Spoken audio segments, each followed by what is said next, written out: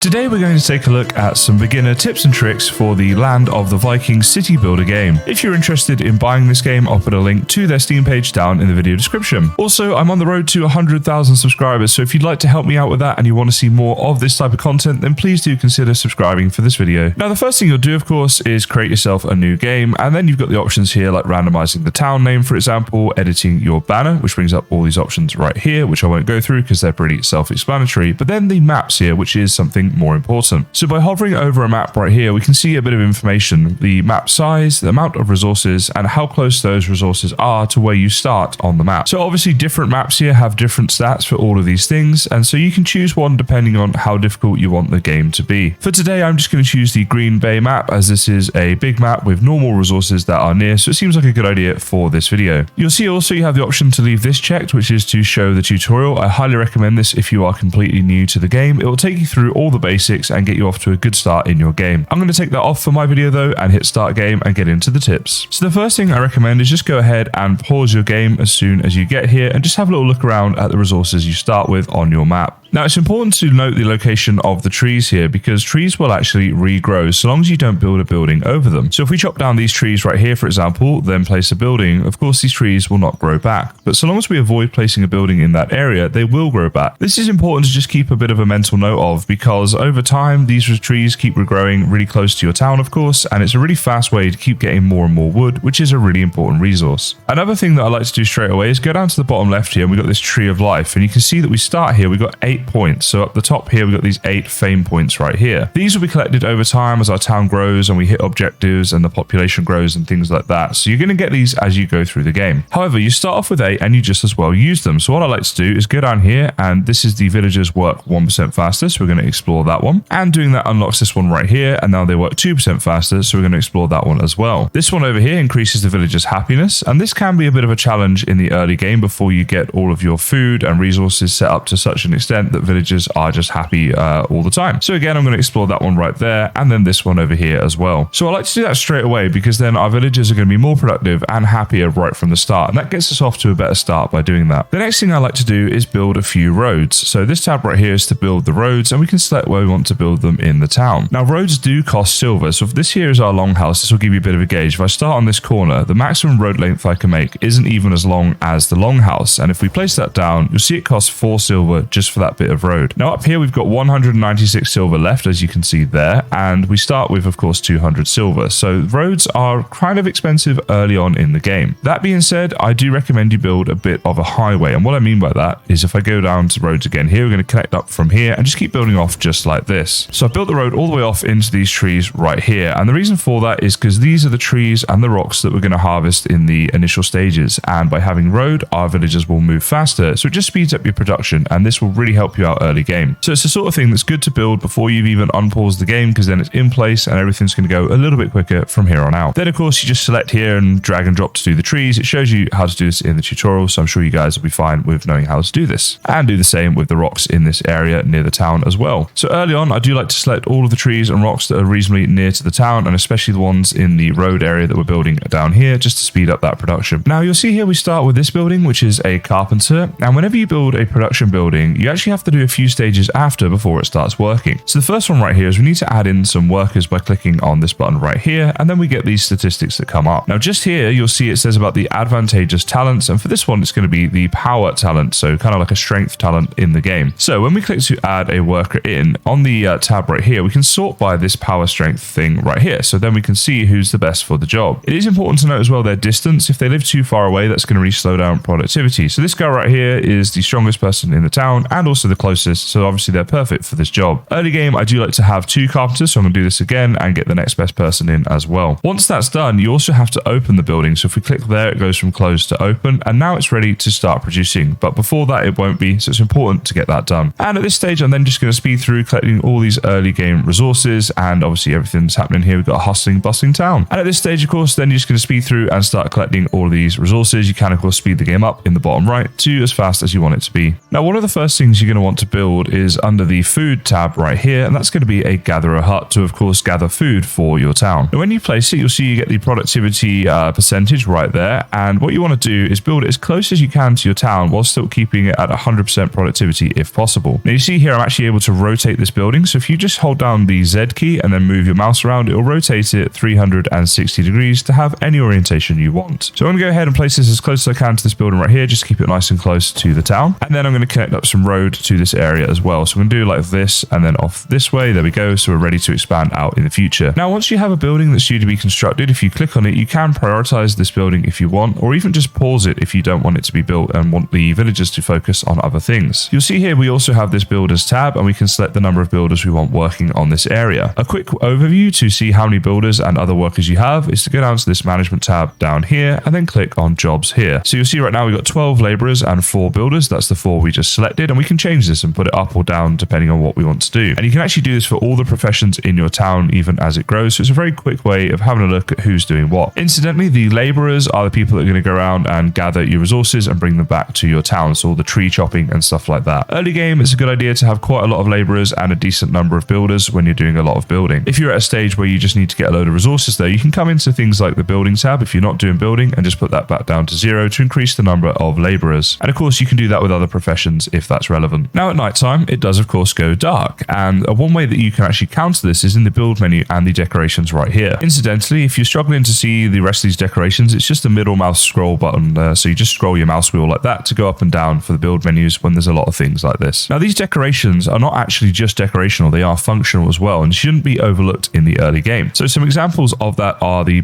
fire pits and the torches, which will illuminate at night. So let's go ahead and place down a couple of torches right here. So let's place one in there, maybe one over here. And you can see that there's a bit of light around it. Now this will actually help with happiness, as your villagers don't really enjoy the darkness. I guess they're a little bit scared of the dark. So placing those down is going to help with happiness. You'll also have things like this, which are storage additions. So it says there increases the storage space of some buildings. So barrels and boxes and buckets can all do that to increase the storage space, which is actually really useful. You can also build a shield to increase the defense. You can build things here to increase the aesthetics and increase happiness by making the areas look nicer for the villagers who are living there. And these are pretty cool as well. You have things like the carts here. So see here, if you place down the carts, it makes it easier for villagers to find directions and increases their walking speed. So I suggest it's a good idea to place a few of these on the road early game. And I'm going to place just like a few different ones around here. Whilst this does cost silver, it is going to speed up the productivity of our town. And early on, that's going to be really useful. I'm also going to place down a couple of signposts because these also will improve the speed. Now, if we zoom right in on this, I just want to say as well, once again, you can use Z and rotate these to however you want them to be. So you can get whatever look it is that you're going for. So there we go. We've added a bit of light to our town, and we've also added in some carts and signposts to speed up the villagers' walking speed, and obviously that will increase their production. So early game with your decorations, I would say happiness and villager speed is a really good focus for your decorations. Now, another really useful building to build early game is the marketplace, which is under the storages. There we go, marketplace. I like to build this nice and central in the town, and we can use Z here to line it up nicely with the road. There we go, and get it as close as we can to the road. And we'll put it just in there like that, opposite our longhouse, and that'll be built now. The marketplace will stock goods and sell those goods to your villagers, and that's a way of generating silver in game. So I like to have that done early because then you're producing silver for a longer period of time. Also, silver can be very useful in the early stages of trying to develop your town because it is useful for the road building, which speeds everything up. Another great way to speed up your resource production is to go into the longhouse right here, and you see here we have some different options. So if you find that you've got a lot of stone but not much wood, then you can click right here to put this to a higher priority and even turn the stone priority down if you want. By default, these are both just on normal, but they are something you may want to change throughout the game if you find you're lacking in one of these two resources. Later on in the game as well, you'll be able to do festivals. That's not really part of a beginner guide as it does require some later game mechanics and harvesting, but worth a mention while we're here. It's also a good idea to build more houses early on, so you can just build the general like poor houses early on, but this will increase the population that your village can hold, and therefore you can have more workers doing more things. You'll notice that if you place it near to an existing road right here, it actually connects up, whereas if you go further back, it doesn't. So you kind of get a free bit of road in there, and I like to do that because it just kind of helps and looks a bit better. Now, when placing, if you want to place multiple buildings, just hold down the left shift key, and as I'm placing these buildings right here, I actually get to get more of them, and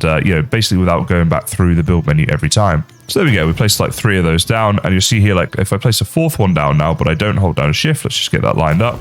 then it goes away. So holding the shift key just enables you to place multiple buildings if you'd like to do that. Now, one thing I will say is it's good early on to think about the longer term development of your town and how that's going to go, because by planning this out now, it'll save you some time in the future and make you more efficient. So I've got these buildings here that are due to be placed. We've got the carpenter here, and then we have 4 houses next to it. So what I like to do now is get some road here and come in this side of the carpenter and just come down like this, and then come to the other side of these houses and just come down like this as well. So it's going to cost me about 16 silver there, 8 for each side to do this. However, what it means is then in the future, I'm not going to build any more buildings here. I'm going to start to have a bit of a grid pattern. This will make things more efficient in the long run, because you don't want like huge long roads and not many grids where people can get to intersections to get to other parts of either resources or their houses or wherever they need to go. So I'd say plan that one out nice and early, and then you won't make that mistake later on in the game. Now, I gather a hut has been built. So once again, we go in here, we look at what the worker needs, which is in this case speed and luck. So we can go here and sort by those. So we can look for now for people that have got a good amount of both. So this one here, 2.5 and 0.9, living just 8 meters away is perfect. And we can add in another one here, and this time we might sort by the speed of 1.3, but we're still keeping an eye on the luck. And so here there's decisions to make. So do we want someone who lives just 8 meters away with a 1.3 speed but an 0.5 luck, or do we want the 1.1 speed and 0.9 luck but 61 meters away? So this is where you make decisions. I'm going to go for this person right here, but of course you might do it differently. So with our market now built, we again have to assign people in here, and they like this speed stat. So we want someone nice and speedy and nice and close, and I'm going to put a couple people working in here. So over time, resources will get delivered to this market, and those resources will be sold to our population for silver, and that generates then more silver for us to use in game. Now, to demolish a building, you click on this one right here, and then you just click the building you want to demolish. It's worth checking what's in the building first though, because if you have resources in a building, this can actually be destroyed when you destroy the building. So do be careful with that. Now, getting resources out of the building before you demolish it can be tricky, and it depends on what the building is. So really you just need to try and sort of use them up first. But at least if you're aware of it, then you can check first and make that decision at the time, or try to figure out how you're going to get those resources out of there if you feel that is necessary. So I really hope today's video helped you out if you are new to the game. If you'd like to see more videos like this, then please do consider liking and subscribing. It's greatly appreciated, but also gives me a great gauge on how much interest there is in this game. And as I said,